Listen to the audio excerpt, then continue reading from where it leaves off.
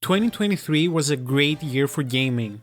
It was so good that even now I'm discovering great new games that dropped last year, such as Slay the Princess and Stray Gods. But with so many fantastic releases in 2023, is there anything left for 2024? Together, we'll analyze everything we can expect from the gaming industry, from confirmed new releases to rumored new consoles.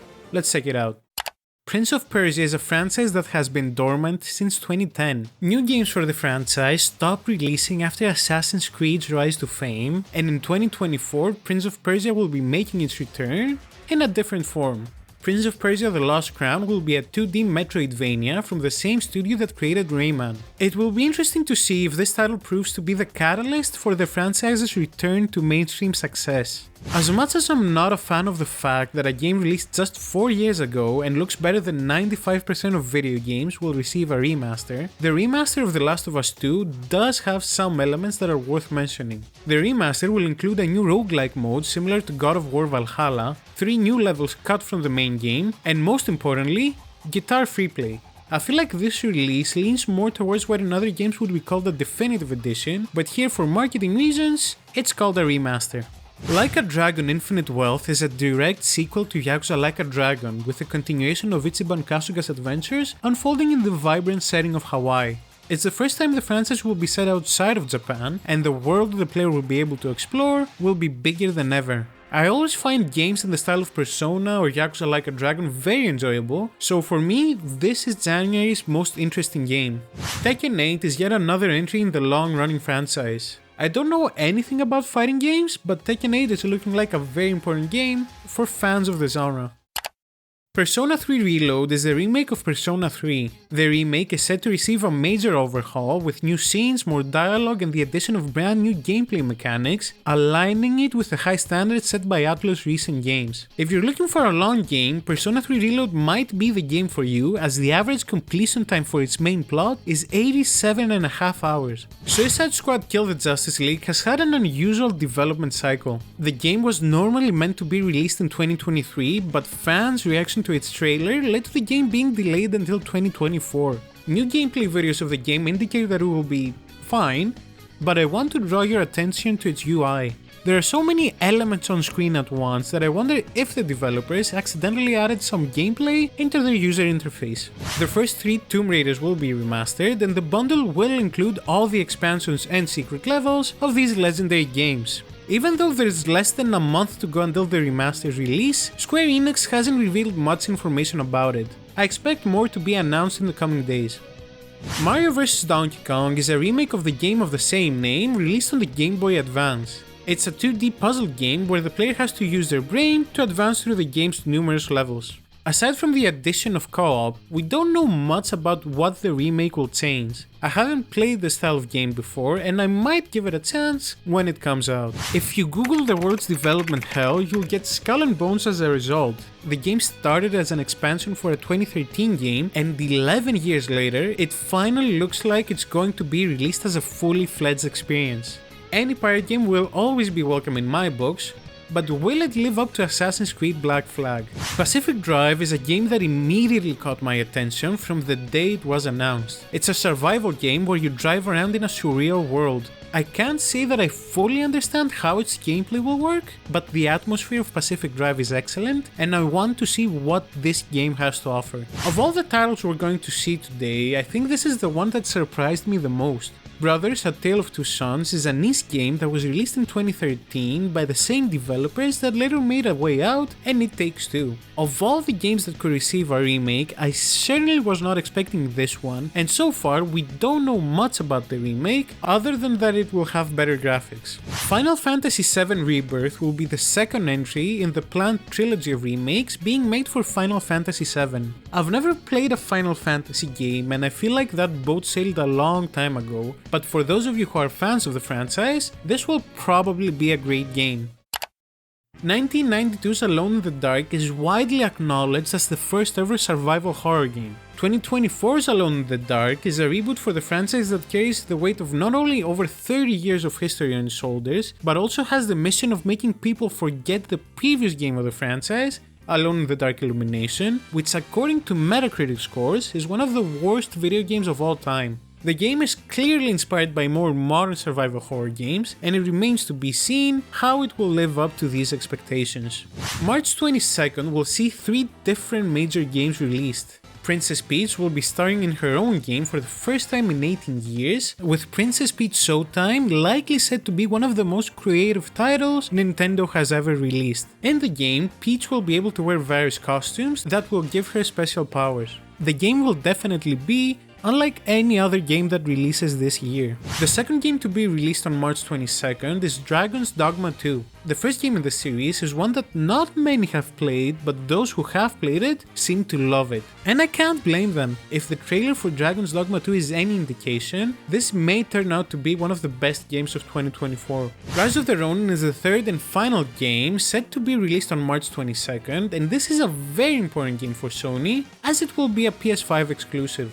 The game has a lot of potential as it will combine samurais and grappling hooks. Any game that has those two things automatically has my attention. I hope it lives up to expectations. South Park Snow Day will move away from the RPG formula that was extremely successful for the previous South Park games, this time being to be honest, I'm not sure what kind of game it will be, as everywhere I've looked, the only information I've managed to find is that the game will be 3D. Whatever it is, recent South Park games have not disappointed, and I hope Snow Day will be no exception. Fallout is getting its own TV series, and from the trailer, it looks like it has a lot of potential. Similar to Star Wars, I think the number of stories you can tell within the Fallout universe is infinite. It remains to be seen if this story will appeal to the audience.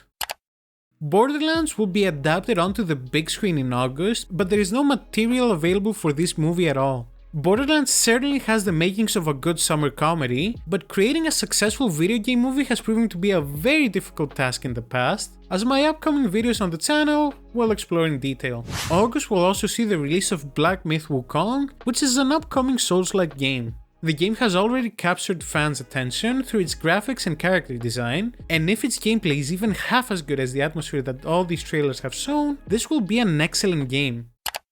Rounding out the releases that have a specific release date, we have Sonic the Hedgehog 3. As with Borderlands, there haven't been any trailers for the movie yet, but with the existence of 2 other Sonic movies, I think we know roughly what to expect from this one.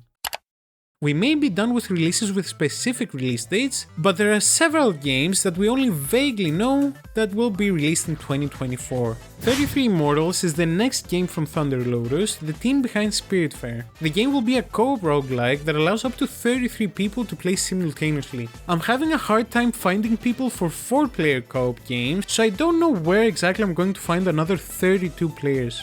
Still, it's an interesting idea. After a small break with Pentiment, Obsidian is making another RPG. Avowed is Obsidian's next game, and it will be set in a fantasy world. The game is seemingly going to be a more combat-oriented game, with a trailer showcasing the protagonist's many different powers. Obsidian's RPGs always have something to offer, and Avowed seems to be no exception.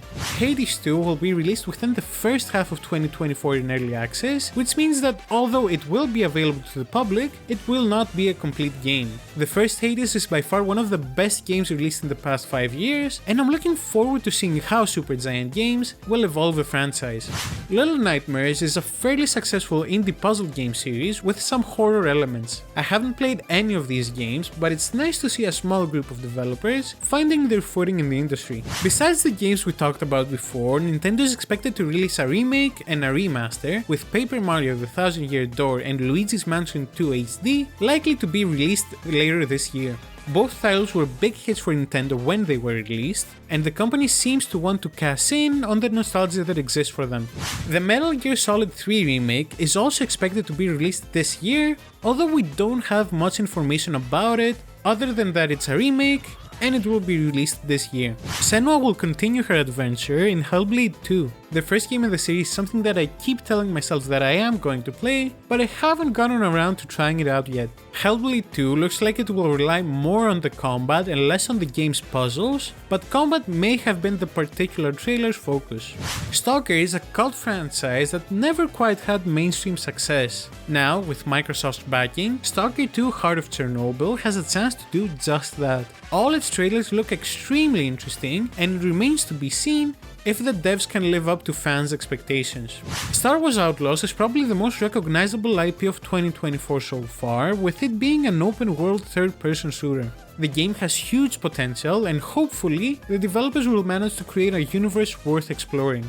Test Drive Unlimited is making its return after 13 years, and this time it's set in a one-to-one replica of Hong Kong. The trailers for the game showcase that Test Drive Unlimited Solar Crown may be able to compete with the Forza Horizon games as long as its gameplay is good enough. Before we end this video, we have to analyze a very important rumor. According to CNBC, Switch 2 is expected to be released in the second half of 2024. According to the same source, Nintendo's new console will be a simple upgrade to the Switch's hardware rather than a total redesign that has brought Nintendo mixed results in the past. This makes perfect sense, as while the Switch is a great console, its hardware is almost 7 years old, and the increasing competition in the market from the Steam Deck, Asus ROG Ally, Lenovo Legion Go, and various other portable computers means that the Switch definitely needs an upgrade. All of this, of course, is just rumors and nothing has been confirmed.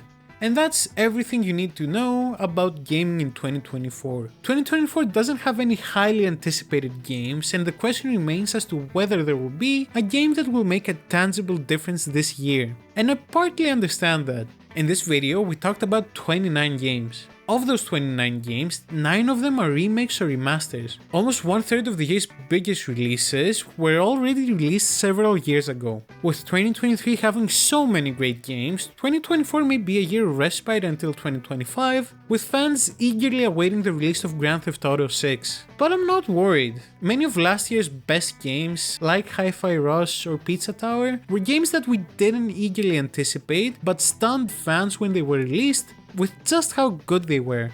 There are countless talented developers in the industry right now, and I see no reason why the unexpected successes of many games in 2023 can't be repeated in 2024. If you want to find out what my favorite games from 2023 were, click this video to find out. See you in the next one.